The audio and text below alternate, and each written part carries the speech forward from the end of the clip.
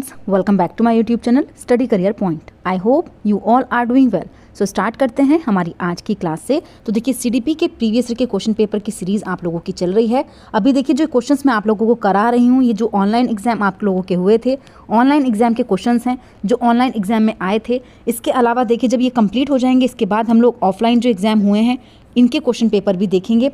ठीक है, स्टार्ट करते हैं हमारी आज की क्लास से। तो देखिए फर्स्ट क्वेश्चन जो है यहाँ पर जीन पियाजे की थ्योरी का क्वेश्चन है। जीन पियाजे के संज्ञानात्मक विकास के सिद्धांत के अनुसार किस चरण पर अधिकतर बच्चे दूसरों के दृष्टिकोण को समझने में विशेषतः कठिनाई महसूस करते हैं।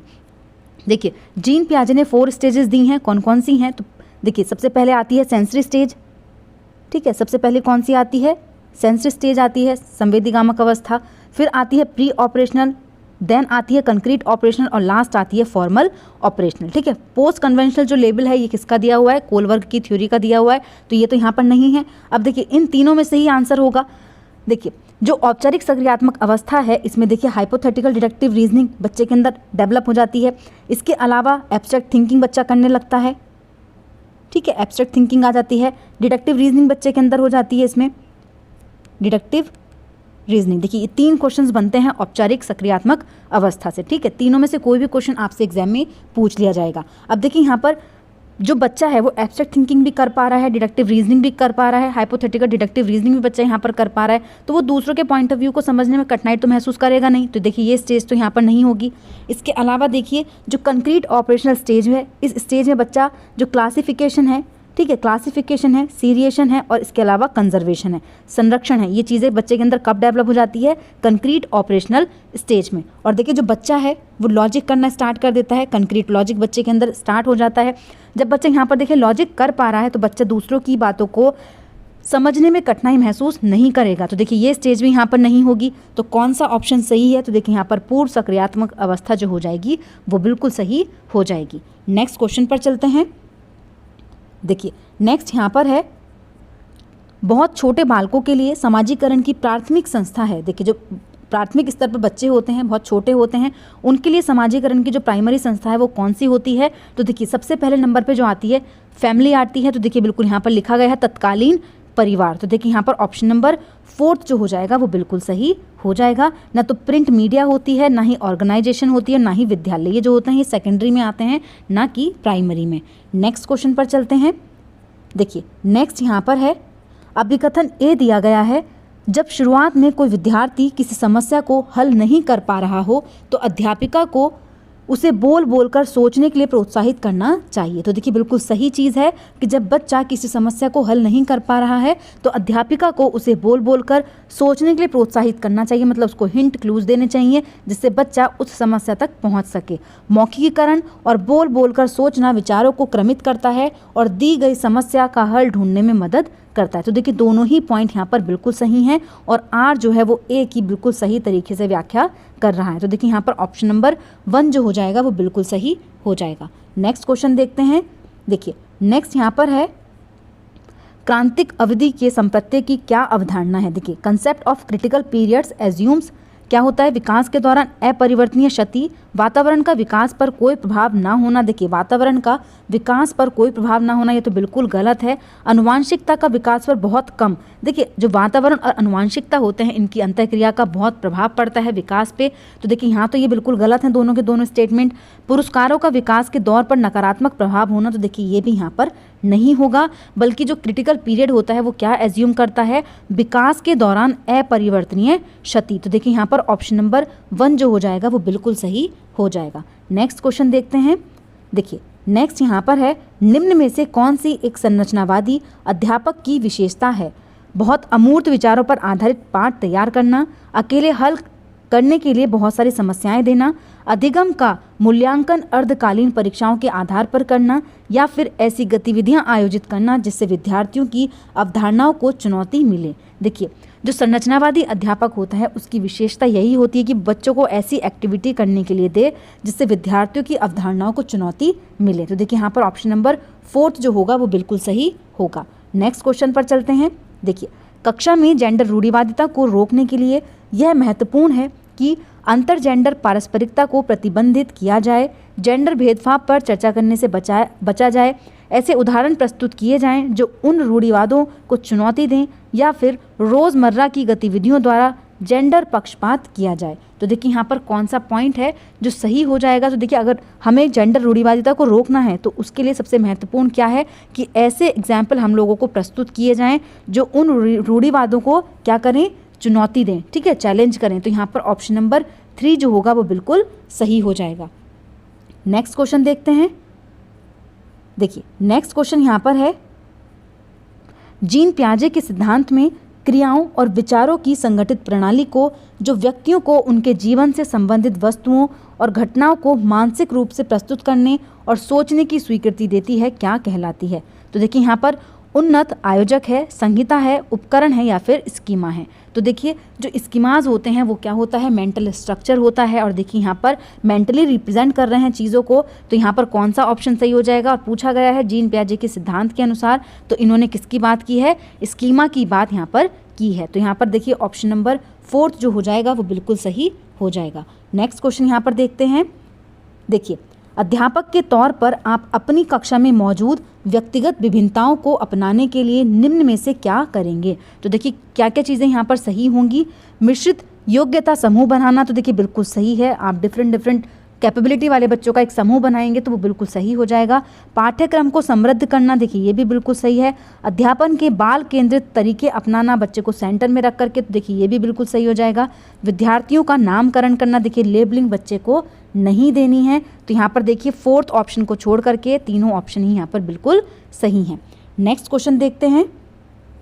देखिए नेक्स्ट क्वेश्चन है, लेव वाइगोत्स्की के अनुसार संज्ञानात्मक विकास का उत्पाद है अनुवांशिक स्वभाव, केवल अवलोकन और अनुकरण, सामाजिक संपर्कता या फिर आइडेंटिटी फॉर्मेशन, अस्मिता निर्माण। तो देखिए यहाँ पर संज्ञानात्मक विकास जिसकी लेव वाइगोत्स्की की बात करते हैं तो वहाँ पर देखिए सोशल इंटरेक्शन आता है।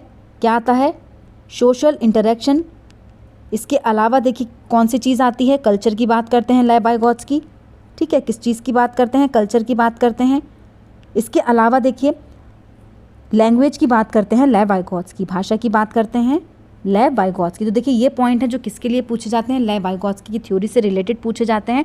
तो यहाँ पर देखिए कौन सा सही हो जाएगा, सामाजिक संपर्कता, ऑप्शन नंबर 3 जो हो जाएगा वो बिल्कुल सही यहाँ पर हो जाएगा। नेक्स्ट क्वेश्चन देखते हैं। देखिए विद्यार्थियों में समालोचनात्मक सोच को बढ़ावा देने के लिए ज़रूरी है कि कक्षा में चर्चा और बहस को टाला जाए, विद्यार्थियों को चिंतन का समय दिया जाए, रट कर याद करने पर बल दिया जाए, विद्यार्थियों को सहयोगात्मक कार्य देने से बचा जाए। तो देखिए कौन सा पॉइंट है जो यहाँ पर इंपॉर्टेंट होगा।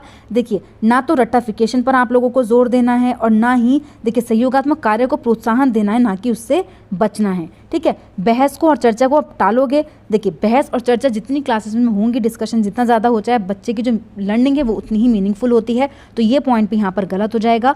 ऑप्शन नंबर 2 जो है देखिए वो बिल्कुल सही है, विद्यार्थियों को चिंतन का समय दिया जाए। नेक्स्ट क्वेश्चन देखते हैं। देखिए नेक्स्ट यहाँ पर है, निम्न में से किसका मानना है कि मानवीय गतिविधियाँ सांस्कृतिक परिप्रेक्ष्य में विकसित होती हैं और उन परिप्रेक्ष्यों से हटकर उन्हें समझा नहीं जा सकता। जेरोम ब्रूनर ने बोला है, डेविड ऑसवेल ने बोला है, जीन पियाजे ने बोला या फिर लेव वाइगोत्स्की ये चीज़ कहते हैं। तो देखिए यहाँ पर कौन सा पॉइंट जो है वो सही होगा। तो देखिए किसका मानना था कि मानवीय गतिविधियाँ सांस्कृतिक परिप्रेक्ष्य, देखिए जहाँ पर कल्चर की बात होती है वहाँ पर किन की बात होती है। तो देखिए लेव वाइगोत्स्की का जिक्र ज़रूर होता है जहाँ पर कल्चर की बात होती है, क्योंकि कल्चर की बात कौन करते हैं, लेव वाइगोत्स्की करते हैं कि जो बच्चा है वो सांस्कृतिक परिप्रेक्ष्य से विकसित होता है। तो यहाँ पर देखिए कौन सी चीज़ सही हो जाएगी, ऑप्शन नंबर 4। नेक्स्ट क्वेश्चन पर चलते हैं। देखिए नेक्स्ट यहाँ पर है, विकास की नमनीयता में विश्वास रखने वाले सिद्धांतकारी निम्न में से किस दृष्टिकोण को मानते हैं। केवल स्वभाव ही विकास निर्धारित करता है, पालन पोषण विकास को प्रभावित करता है, विकास हमेशा निरंतर होता है या फिर विकास हमेशा अनिरंतर होता है। तो देखिए विकास की नमनीयता जो होती है वो किस चीज़ में विश्वास रखती है, केवल देखिए केवल स्वभाव ही विकास निर्धारित करता है। तो देखिए ये पॉइंट तो यहाँ पर गलत हो जाएगा, केवल तो नहीं है। पालन पोषण, देखिए जो पालन पोषण होता है, नर्चर जो होता है वो इन्फ्लुएंस करता है डेवलपमेंट को। तो देखिए यहाँ पर ऑप्शन नंबर 2 जो हो जाएगा वो बिल्कुल सही हो जाएगा। नेक्स्ट क्वेश्चन देखते हैं।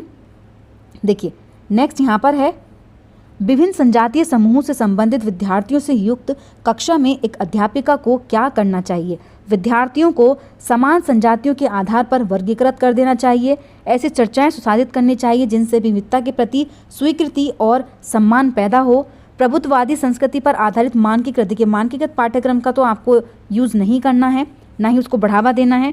विद्यार्थियों के बीच व्यक्तिगत विभिन्नताओं पर कोई ध्यान नहीं देना चाहिए। देखिए व्यक्तिगत विभिन्नताओं पर ध्यान देना है, लेकिन यहाँ पर लिखा गया है कि नहीं देना है, तो देखिए तो नेगेटिव हो जाता है।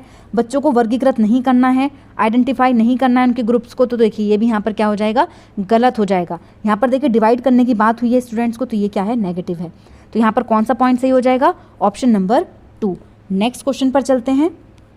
देखिए नेक्स्ट यहाँ पर है, हॉवर्ड गार्डनर ने अपने बहुबुद्धि सिद्धांत में निम्न में से किस बुद्धि को शामिल नहीं किया? देखिए कौन सी बुद्धि है जो शामिल नहीं है? बात करते हैं नेचुरल बुद्धि की। देखिए जहाँ पर जीव जंतुओं की, प्राकृतिक चीज़ों की बात होती है वहाँ पर प्राकृतिक बुद्धि होती है, बिल्कुल सही है। स्पेशल इंटेलिजेंस की बात की है हॉवर्ड गार्डनर ने। इसके अलावा अंतर्वैयक्तिक बुद्धि की बात भी करते हैं हॉवर्ड गार्डनर। कौन सी बुद्धि नहीं है? तो वो है कॉम्प्रीहेंशन इंटेलिजेंट, बोधन बुद्धि। तो देखिए ये है जो इनकी जो थ्योरी है उसमें शामिल नहीं है। नेक्स्ट क्वेश्चन देखते हैं। देखिए क्षीण दृष्टि से जूझते विद्यार्थियों के समायोजन हेतु एक अध्यापक को क्या देने से बचना चाहिए? दृश्य अव्यवस्थित नोट्स, आवर्धक लेंस, बड़े आकार में छपी पाठ्य पुस्तकें या फिर स्पर्श या मानचित्र और आलेख। तो देखिए किन चीज़ों से बचना है? तो देखिए आवर्धक लेंस दे सकते हैं, बड़े आकार में छपी पाठ्य पुस्तकें ये भी बिल्कुल सही है, स्पर्श वाली चीज़ें आप लोग प्रोवाइड कर सकते हैं, लेकिन कौन सी नहीं? तो वो है दृश्य अव्यवस्थित नोट। देखिए गिविंग विजुअल क्लटर्ड नोट्स ये आप बच्चों को नहीं देंगे, क्योंकि बच्चा जो है वो क्या कर रहा है? दृष्टि से जूझ रहा है बच्चा। तो यहाँ पर ऑप्शन नंबर 1 जो हो जाएगा वो बिल्कुल सही हो जाएगा। नेक्स्ट क्वेश्चन देखते हैं। देखिए नेक्स्ट यहाँ पर है, लॉरेंस कोलबर्ग के नैतिक विकास के सिद्धांत के किस चरण पर बच्चों के नैतिक तर्क दंड से बचने हेतु आज्ञाकारिता होने पर आधारित होते हैं? तो देखिए ये जो अवॉइडेंस, देखिए being avoidance for avoiding punishment कौन से स्टेज में आएगा? तो देखिए इनकी 3 स्टेजेस हैं, प्री कन्वेंशनल, कन्वेंशनल और पोस्ट कन्वेंशनल। ये तो होती ही नहीं है, ठीक है। अब देखिए जो ये अवॉइडेंस वाली स्टेज होती है सज़ा से बचने हेतु, ये जो लेवल 1 है उसकी फर्स्ट स्टेज होती है। लेवल 1 कौन सा है? Pre conventional level. तो देखिए यहाँ पर ऑप्शन नंबर 1 जो हो जाएगा वो बिल्कुल सही हो जाएगा। नेक्स्ट क्वेश्चन देखते हैं। देखिए नेक्स्ट यहाँ पर है, आपका स्कूल विभिन्न सुविधाओं की पहुंच पाने के लिए सीढ़ियों, दरवाज़ों और दूसरे वास्तुकला संबंधी स्वरूपों द्वारा पैदा की गई बाधाओं को दूर करने के लिए अपनी आधारभूत संरचनाओं में सुधार कर रहा है। ऐसा करके स्कूल क्या प्रोत्साहित कर रहा है? तो देखिए मुख्यधारा या फिर बहिष्करण, एकीकरण या फिर समावेशन। तो देखिए यहाँ पर कौन सा पॉइंट है जो सही हो जाएगा? तो देखिए यहाँ पर बात हो रही है इंक्लूजन की। ऑप्शन नंबर 4 जो हो जाएगा वो बिल्कुल सही हो जाएगा। नेक्स्ट क्वेश्चन देखते हैं। देखिए अधिगम हेतु मूल्यांकन किस प्रकार का होना चाहिए? देखिए असेसमेंट फॉर लर्निंग किस तरीके का होना चाहिए? परीक्षा केंद्रित हो, मानदंड संदर्भित हो, रचनात्मक हो या फिर मानकीकृत हो? देखिए अधिगम हेतु जब हम असेसमेंट फॉर लर्निंग करते हैं तो वो क्या होता है? वो होता है फॉर्मेटिव असेसमेंट, रचनात्मक आकलन। तो देखिए यहाँ पर ऑप्शन नंबर 3 जो हो जाएगा वो बिल्कुल सही हो जाएगा। नेक्स्ट क्वेश्चन देखते हैं। देखिए अवधान न्यूनता अतिक्रियाशीलता विकार से जूझते विद्यार्थियों के संदर्भ में निम्न में से कौन सा कथन सही नहीं है? तो देखिए फर्स्ट पॉइंट यहाँ पर दिया गया है, उन्हें किसी एक कार्य में लंबे समय तक एकाग्र रहने में अक्सर मुश्किलें होती हैं। देखिए बिल्कुल सही पॉइंट है। जिन बच्चों के अंदर अवधान न्यूनता अतिक्रियाशीलता विकार होता है वो लंबे समय तक एकाग्र नहीं रह पाते हैं, वे अक्सर वस्तुओं को कुलबुलाते रहते हैं और बेचैन दिखते हैं। देखिए ये भी बिल्कुल सही है। वे किसी कार्य पर काम करते हुए बहुत आसानी से विचलित हो जाते हैं, ये पॉइंट भी बिल्कुल सही है। उनकी काफ़ी लंबी और स्थिर अवधान अवधि होती है। देखिए काफ़ी लंबी तो नहीं होती है, तो यहाँ पर देखिए यही नेगेटिव पॉइंट हो जाएगा और नेगेटिव आप लोगों से पूछा था। नेक्स्ट क्वेश्चन देखते हैं। देखिए नेक्स्ट यहाँ पर है, अभिकथन ए दिया गया है, शुरुआती उम्र से ही हमारा मस्तिष्क वास्तविक सांसारिक परिवेशों से जुड़ी विषय वस्तु को सीखने में सक्षम होता है। देखिए बिल्कुल सही है कि शुरुआती उम्र से ही हमारा जो मस्तिष्क होता है वो वास्तविक सांसारिक परिवेशों से जुड़ी विषय वस्तु को सीखने में सक्षम होता है। तर्क दिया गया है, प्राथमिक स्तर पर विद्यालयों को अमूर्त विषय वस्तु और पुस्तकीय अधिगम पर बल देना चाहिए। देखिए प्राथमिक स्तर पर आप अमूर्त चीज़ों को बच्चों को पढ़ाओगे तो ये यहाँ पर गलत हो जाएगा। तो कौन सा सही है? थर्ड देखिए ए तो सही है लेकिन यहाँ पर आर क्या है, बिल्कुल गलत है। नेक्स्ट क्वेश्चन पर चलते हैं। देखिए नेक्स्ट है, एक स्कूल में एक प्रतिभावान विद्यार्थी को कुछ श्रेणियां छोड़कर सीधे उच्च श्रेणी में पदोन्नत कर दिया जाता है। प्रतिभावान विद्यार्थियों को पढ़ाने के लिए इस स्कूल में किस उपागम का इस्तेमाल किया गया है? त्वरण का इस्तेमाल है, समृद्धिकरण का है, प्रोत्साहन का है या फिर संश्लेषण का है? तो देखिए कौन सा पॉइंट है जो यहाँ पर सही हो जाएगा। तो देखिए यहाँ पर किस चीज़ का इस्तेमाल किया गया है, तो वो है एक्सेलरेशन। किस चीज़ का इस्तेमाल है यहाँ पर? एक्सेलरेशन का इस्तेमाल किया गया। ना ही समृद्धिकरण है, ना ही प्रोत्साहन है और ना ही संश्लेषण है। ठीक है, क्योंकि देखिए यहाँ पर क्या कर रहे हैं, कुछ श्रेणियों को छोड़ करके सीधे उच्च श्रेणी में पदोन्नत कर रहे हैं बच्चे को। तो यहाँ पर क्या कर रहे हैं, बच्चे के अंदर यहाँ पर एक्सेलरेशन हो रहा है। कौन सी अप्रोच यूज़ की जा रही है, तो वो है एक्सेलरेशन। नेक्स्ट क्वेश्चन देखते हैं। देखिए अर्थपूर्ण अधिगम हेतु कक्षा में ऐसी संस्कृति विकसित करनी चाहिए जहाँ विद्यार्थियों को किस चीज़ के अत्यधिक अवसर मिले? एक दूसरे से प्रतिस्पर्धा करने की, ज्ञान का निर्माण करने के, तथ्यों को रटना। देखिए रटना तो नहीं है, ना ही निष्क्रिय होकर के सुनना है। कौन सा सही हो जाएगा? तो देखिए ज्ञान का निर्माण करना है। ऑप्शन नंबर 2 जो है वो बिल्कुल सही है। नेक्स्ट क्वेश्चन देखते हैं। देखिए नेक्स्ट यहाँ पर है, अभिकथन ए दिया गया है, एक अध्यापिका को विद्यार्थियों द्वारा दी गई त्रुटियों पर कोई ध्यान नहीं देना चाहिए। तो देखिए बच्चों की त्रुटियों पर ध्यान देना है, तभी उसकी जो लर्निंग है वो अच्छी होती है। तो देखिए यहाँ पर फर्स्ट पॉइंट गलत हो जाएगा। तर्क है, त्रुटियों का अधिगम प्रक्रिया में कोई महत्व नहीं होता। देखिए बच्चा गलती करता है तभी सीखता है चीज़ों को अच्छे से। तो यहाँ पर देखिए ये पॉइंट भी गलत हो जाएगा। दोनों ही यहाँ पर क्या हैं, बिल्कुल गलत है। नेक्स्ट क्वेश्चन पर चलते हैं। देखिए नेक्स्ट क्वेश्चन यहाँ पर है, विद्यार्थियों की भावनात्मक स्थिति को अनदेखा। देखिए अनदेखा तो नहीं करना है। विद्यार्थियों के सामाजिक संदर्भ को, देखिए सामाजिक संदर्भ को भी अनदेखा नहीं करना है। विद्यार्थियों के सामाजिक संदर्भ के प्रति विचारशील होना चाहिए और नए ज्ञान के निर्माण को, देखिए नए ज्ञान के निर्माण को प्रोत्साहन देना होता है, ना कि अनदेखा करना होता है। ठीक है, तो यहाँ पर देखिए ऑप्शन नंबर 4 ही बचता है कि विद्यार्थियों की भावनात्मक स्थिति के प्रति विचारशील होना चाहिए और नए ज्ञान के निर्माण पर ध्यान देना चाहिए। नेक्स्ट क्वेश्चन पर चलते हैं।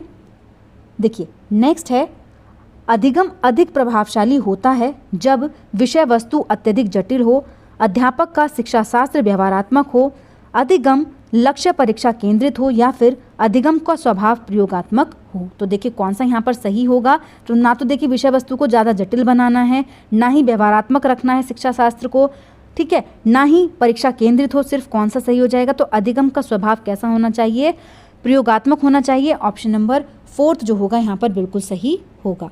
नेक्स्ट क्वेश्चन देखते हैं। देखिए विद्यार्थियों को बनने के लिए सुसाधित करना चाहिए, स्वतंत्र विचारक, आश्रित अधिगमकर्ता, निष्क्रिय अनुकरणकर्ता या फिर उच्च श्रेणी के प्रतिद्वंदी। तो देखिए यहाँ पर जो विद्यार्थी है उस विद्यार्थी को आप लोगों को किस चीज़ के लिए सुसाधित करना है, तो उसको इंडिपेंडेंट थिंकर्स के लिए प्रोत्साहित करना है, ना कि आश्रित अधिगमकर्ता हो, ना ही निष्क्रिय अनुकरणकर्ता, ना ही उच्च श्रेणी के प्रतिद्वंदी, क्योंकि कंपटीशन बच्चों के अंदर पैदा नहीं करना है। और देखिए यहाँ पर एक्टिव होना चाहिए, ना कि पैसिव। तो देखिए तीनों ही यहाँ पर क्या हैं, बिल्कुल गलत हैं। ऑप्शन नंबर 1 जो है यहाँ पर सही हो जाएगा। नेक्स्ट क्वेश्चन देखते हैं। देखिए निम्न में से कौन सा कारक विद्यार्थियों के प्रभावशाली और अर्थपूर्ण अधिगम में सहयोग नहीं करता है? देखिए कौन सा है जो सहयोग नहीं करता है। बाल केंद्रित शिक्षा शास्त्र देखिए सहयोग करता है। अधिगम की सार्वभौमिक रूपरेखा, ये भी बिल्कुल सही है। मानकीकृत पाठ्यचर्या, देखिए बात जहाँ पर होती है मानकीकृत पाठ्यचर्या की, तो यहाँ पर ये ऑप्शन क्या हो जाएगा, नेगेटिव हो जाएगा। नेक्स्ट क्वेश्चन देखते हैं। देखिए नेक्स्ट है यहाँ पर, रीना एक दी गई समस्या के समाधान हेतु उस समस्या से मिलती जुलती समस्याओं को उद्गत कर रही है। वह निम्न में से किस समस्या समाधान युक्ति का इस्तेमाल कर रही है? निगमन परीक्षण का, अनुरूपक सोच का, प्रक्रियात्मक स्थिरता का या फिर स्मृति सहायक विधियां। तो देखिए कौन सा यहाँ पर सही है। तो देखिए यहाँ पर क्या चीज़, देखिए आप लोगों को स्टेटमेंट को देखना है कि उस समस्या से मिलती जुलती समस्याओं को उद्गत कर रही है। मैंने आप लोगों को बताया है कि ऐसा किस स्टेप में होता है, जब हम स्टार्ट करते हैं एनालॉजिकल थिंकिंग। देखिए जहाँ पर एनालॉजिकल थिंकिंग होगी, एनालॉजी के आप लोगों ने, समरूपता के आप लोगों ने एग्जाम्पल देखे होंगे, जहाँ पर आपने रीजनिंग में क्वेश्चन करे हुए होंगे। अगर हम एग्जाम्पल की बात करें तो मान लीजिए जैसे मैंने आप लोगों को लास्ट क्लास में बताया था कि चंद्रमा को अगर हम ग्रह बोल रहे हैं, ठीक है, चंद्रमा को अगर हम उपग्रह बोल रहे हैं, तो देखिए यहाँ पर समरूपता पृथ्वी किसके पृथ्वी को किस चीज़ से कंपेयर करेंगे। तो देखिए एक चीज़ आप लोगों को दे दी कि जो चंद्रमा है वो क्या है, उपग्रह है। इसी तरीके से पृथ्वी क्या होगी, तो देखिए आप लोगों को ऑप्शंस में दे दिया जाए कि मान लीजिए ग्रह है या फिर सौरमंडल है, ठीक है, या फिर एक आध एग्जाम्पल और यहाँ पर दे दिया जाए। तो आप देखिए जब चंद्रमा उपग्रह है तो पृथ्वी क्या हो जाएगी, यहाँ पर ग्रह हो जाएगी। इसका मतलब क्या है कि एक समस्या समाधान हेतु उस समस्या से मिलती जुलती समस्याओं का उद्गत कर रही है एक अध्यापिका, ठीक है। तो यहाँ पर कौन सी युक्ति का इस्तेमाल हो रहा है, तो वो है अनुरूपक सोच, एनालॉजिकल थिंकिंग, ठीक है। तो यहाँ पर देखिए ऑप्शन नंबर 2 सही हो जाएगा। नेक्स्ट क्वेश्चन पर चलते हैं। देखिए नेक्स्ट क्वेश्चन यहाँ पर है, अधिगम के लिए एक सहायक वातावरण पैदा करने हेतु यह महत्वपूर्ण है कि विद्यार्थियों की रुचियों को अनदेखा, देखिए विद्यार्थी जो है उनकी रुचियों को अनदेखा नहीं करना है। विभिन्न हिस्सेदारों जैसे कि माता पिता, अध्यापकों, विद्यार्थियों के बीच संप्रेषण पोषित करें। तो देखिए ये पॉइंट यहाँ पर बिल्कुल सही हो जाएगा। सख्त कठोर मानदंड या सख्त कठोर आप लोगों को सत्तावादी अध्यापकों को नियुक्त करना है, ये भी यहाँ पर क्या हो जाएगा, गलत हो जाएगा। पढ़ाने के लिए मानकीकृत पाठ्यचर्या को लागू करना है, तो देखिए ये भी यहाँ पर गलत होगा। ऑप्शन नंबर 2 जो होगा यहाँ पर बिल्कुल सही हो जाएगा। नेक्स्ट क्वेश्चन पर चलते हैं और देखिए लास्ट क्वेश्चन है ये आज की क्लास का। अधिगम असहायता से जूझते विद्यार्थी योग्यता का ऐसा दृष्टिकोण रखते हैं जिसमें मेहनत करके योग्यता में बढ़ावा नहीं किया जा सकता। योग्यता के प्रति ऐसा दृष्टिकोण क्या कहलाता है, तो देखिए एकल दृष्टिकोण होता है, वार्षिक दृष्टिकोण होता है, प्रवीणता उन्मुखी दृष्टिकोण है या फिर अधिगम आशावादी दृष्टिकोण है। तो देखिए यहाँ पर क्या चीज़ हो रही है कि अधिगम असहायता से जूझते विद्यार्थी योग्यता का ऐसा दृष्टिकोण रखते हैं जिसमें मेहनत करके योग्यता में बढ़ावा नहीं किया जा सकता। तो वहाँ पर कौन सा दृष्टिकोण होगा, तो एंटिटी व्यू वहाँ पर होगा, एकल या सतत्व दृष्टिकोण। ना तो यहाँ पर वार देखिए इंक्रीमेंटल नहीं होगा, ना ही मास्टरी ओरिएंटेड है और ना ही लर्निंग ऑप्टिमिस्ट व्यू है। तो कौन सा सही हो जाएगा, ऑप्शन नंबर 1। तो देखिए आज की क्लास आप लोगों की यहीं पर कंप्लीट होती है। आई होप आप लोगों को चीज़ें अच्छे से समझ में आई होंगी। अगर आप लोगों को मेरी क्लास अच्छी लगी हो तो प्लीज़ मेरे चैनल को लाइक करें, सब्सक्राइब करें और शेयर करें। ऐसी ही और वीडियोज़ के लिए मेरे चैनल पर बने रहिए। Thank you.